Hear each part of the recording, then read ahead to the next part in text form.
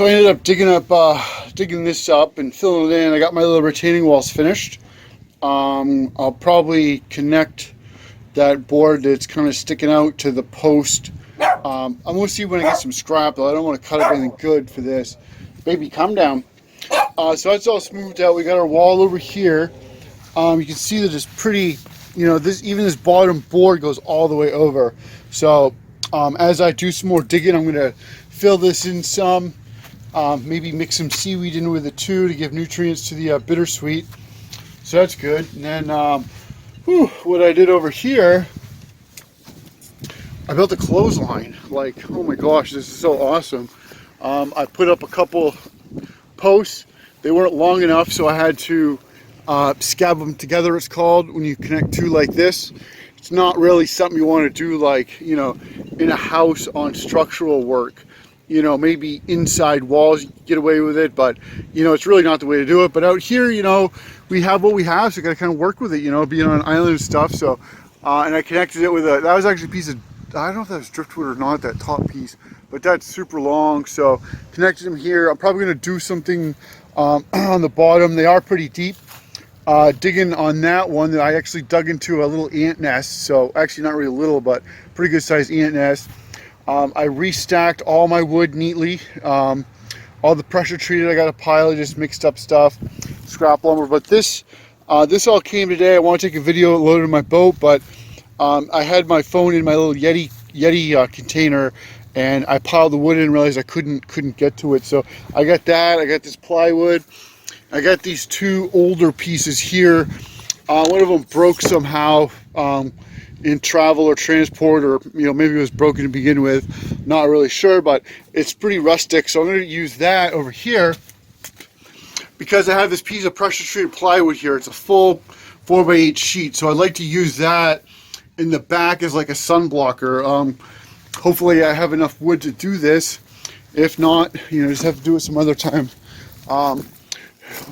My dad's friend, he took the flagpole broke during Elsa, the coupling right there. So on threaded pipe, the fittings are screwed together.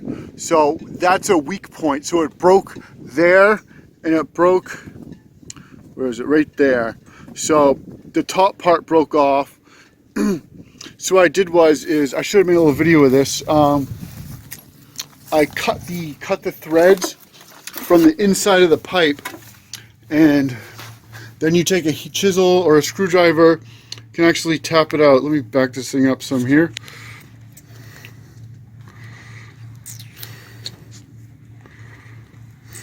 There we go. I need to make my videos more, as you can see, I cut the threads and then chiseled it in. Usually you have to cut it two places to knock out a section, and the rest of it will kind of fold in and come out.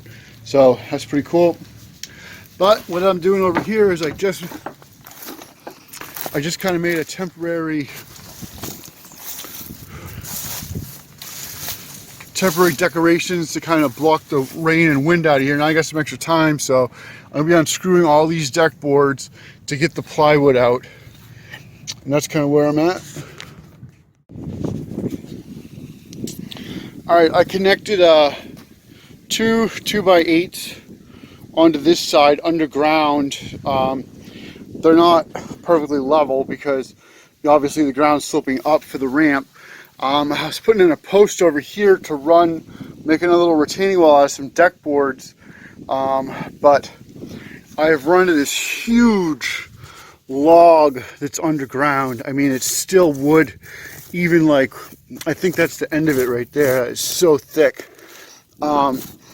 And I really want to move this over some because, if I put my posts in here for the wall, I only have like 27 inches of clearance.